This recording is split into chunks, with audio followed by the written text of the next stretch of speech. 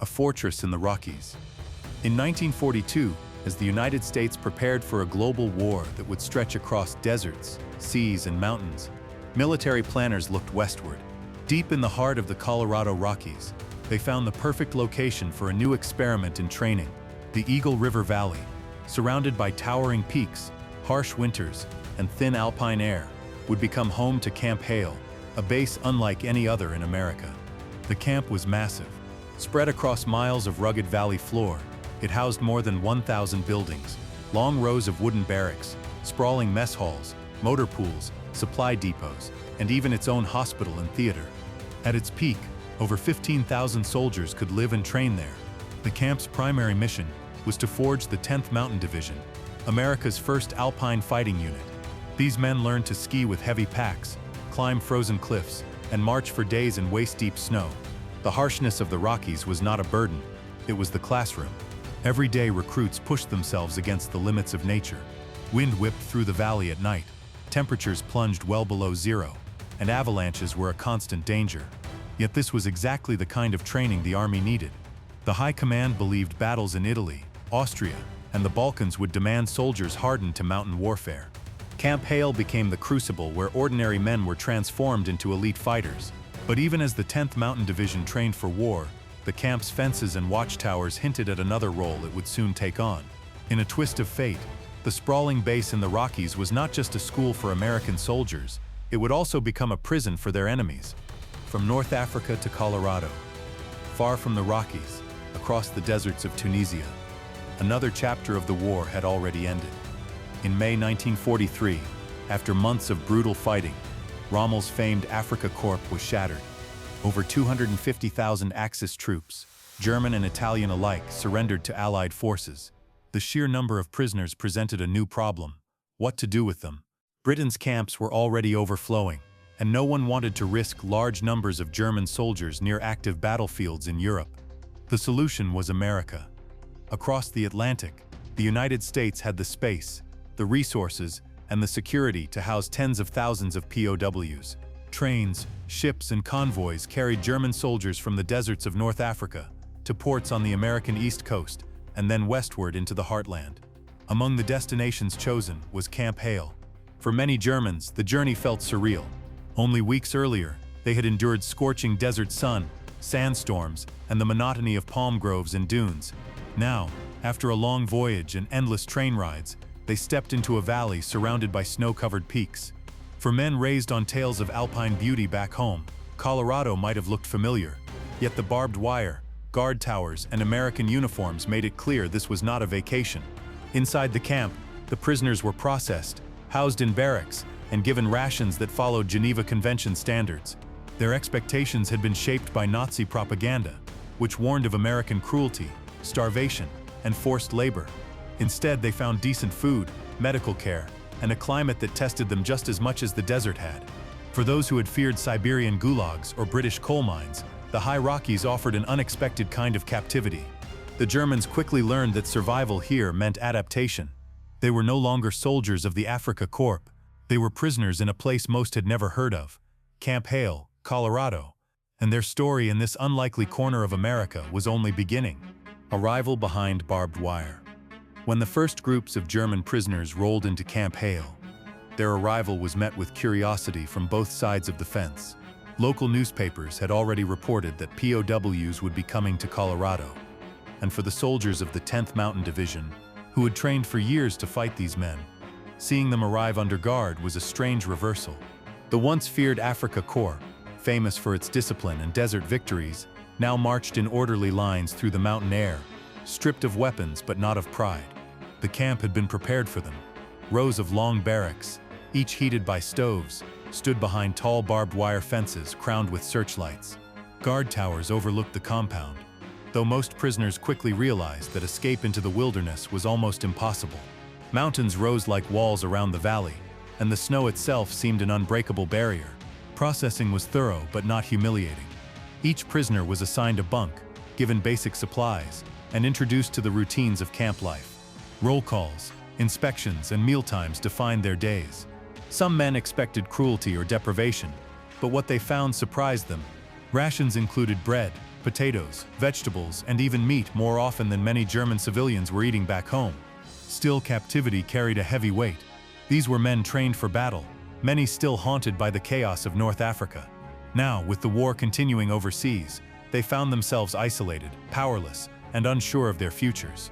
As the days stretched into weeks, the reality set in. Their battlefield was gone. Their new world was Camp Hale. Life in the high-altitude barracks, living at over 9,000 feet, was not easy, even for men who had marched across deserts. The air was thin, the winters brutal, and the wooden barracks offered little protection from howling winds that swept through the valley. Each building was heated by coal stoves, and keeping them lit became part of daily life. Blankets were precious, and cold nights often pushed men to huddle together for warmth. The prisoners organized themselves quickly, drawing on military discipline. Senior non-commissioned officers maintained order, while younger men adapted by forming small groups that shared chores and rations. When not assigned to labor duties, they filled their time with card games, improvised soccer matches in the yard, or simply long conversations about home. Some prisoners found the mountain scenery almost comforting, a reminder of Bavaria or Austria. Others hated it, feeling crushed by the endless snow and the sense of being trapped in a place so far from their homeland. Illness struck occasionally, altitude sickness, frostbite and colds, but medical care was provided, often by American doctors working alongside captured German medics. Daily routines slowly dulled the edge of captivity. Morning roll calls echoed through the valley, followed by work details or chores within the compound. Meals came at regular hours, and though not luxurious, they were consistent and filling. For many, this alone was shocking. Letters from home often spoke of hunger and bombing raids in Germany, while the men at Camp Hale ate regularly and slept in heated barracks. It was a strange contradiction. They were prisoners, yet in some ways better off than their families back home. And as winter deepened in the Rockies, the German POWs began to realize that Camp Hale was not simply a cage. It was a world of its own, with rules, rhythms, and struggles that would shape their lives until the war's end. Work in the fields and forests. Soon after their arrival, the Germans discovered that life at Camp Hale was not limited to fences and barracks. America was short on labor. So many young men were fighting overseas that farms, forests, and railroads desperately needed workers. Under the Geneva Convention, prisoners could be put to work, provided it was not dangerous or directly tied to the war effort. For Colorado, that meant logging, farming, and construction. At dawn, trucks and wagons carried groups of POWs out of the camp under guard.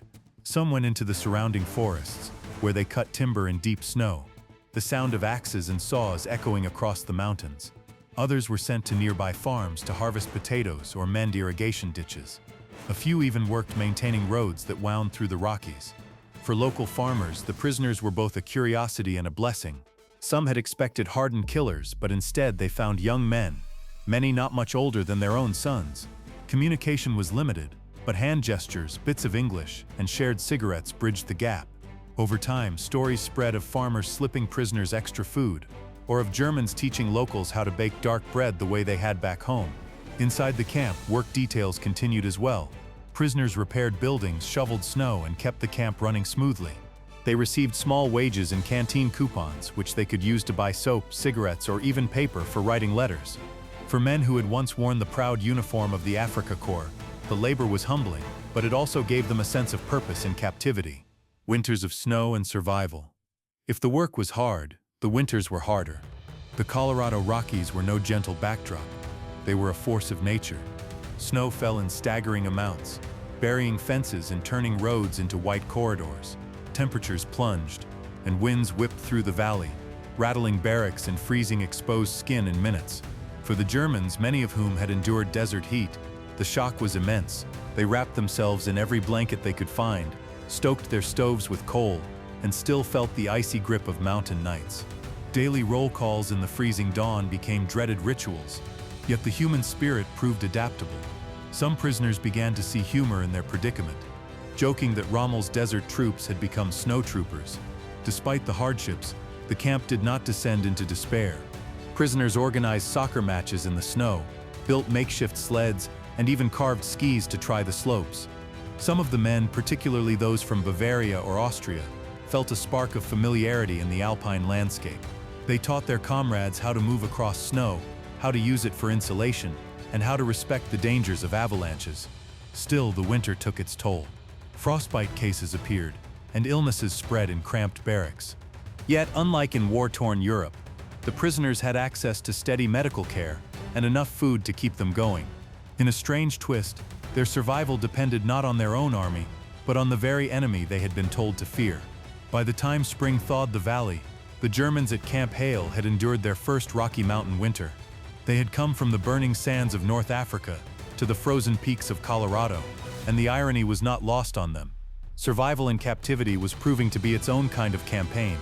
One fought not with weapons, but with endurance and adaptability, music, sports, and small freedoms. Even in captivity, life was not meant to be lived only in silence and labor. At Camp Hale, the German prisoners quickly began shaping a cultural life of their own. The Geneva Convention allowed them a measure of self-organization, and within weeks the camp echoed not just with orders and roll calls, but with music, laughter, and even the sounds of a football kicked across snow. The prisoners formed choirs and small orchestras, using instruments supplied by the YMCA and other relief organizations. On evenings when the cold eased, men gathered in barracks lit by lanterns to hear Beethoven or Schubert, played not in grand concert halls but on makeshift stages of wooden planks. For many it was a reminder of home, of family, of normal life waiting beyond the war. Music became a balm against despair. Sports too flourished. The central yard often turned into a soccer field, with teams of Germans battling for pride while American guards watched from the fences. In summer, baseball games were organized, with POWs trying their hand at the unfamiliar sport. The physical activity lifted spirits and softened the edges of captivity. Books circulated in the camp, and classes were organized. Everything from English lessons to engineering. For young prisoners who had been pulled from school into war, Camp Hale became a place where they could reclaim part of their education. Letters from home, censored but cherished, arrived regularly, giving them windows into a homeland scarred by bombing and shortages. These small freedoms did not erase the reality of being behind barbed wire, but they did create something vital: community. In a place defined by fences and watchtowers, music, sport, and learning gave the prisoners a sense of dignity. Escapes in the mountain wilderness. Yet not every man was content with music and soccer. Some prisoners, still burning with loyalty to Germany, or simply unable to bear captivity, dreamed of escape. The snow-capped peaks surrounding Camp Hale seemed to promise freedom, if only one could cross them. In February 1944, two men put that dream to the test. Using stolen skis and gear, they slipped out under the cover of night, hoping to vanish into the wilderness. But the mountains were no ally. Deep snow slowed them, freezing winds cut through their clothes, and without supplies their strength quickly failed. After days of struggle, they were captured and brought back to camp, exhausted and half-frozen. Their attempt had shown what many already suspected: escape from Camp Hale was nearly impossible. The wilderness itself was the greatest guard. Dense forests, snowfields, and sheer cliffs made movement difficult, while the remoteness of the valley meant that even if someone slipped past patrols, there was nowhere nearby to find shelter or help. Local townsfolk knew the area well, and often alerted authorities at the first sign of strangers. Still, stories of escape attempts spread through the barracks. Some prisoners admired the courage of those who tried. Others shook their heads, knowing it was folly. A few planned in secret, sketching maps or hoarding scraps of food, though most abandoned the idea once winter returned. Escape was rare, but the thought of it remained a quiet reminder that not all spirits could be contained by fences. For most, however, survival, not escape, was the real battle at Camp Hale.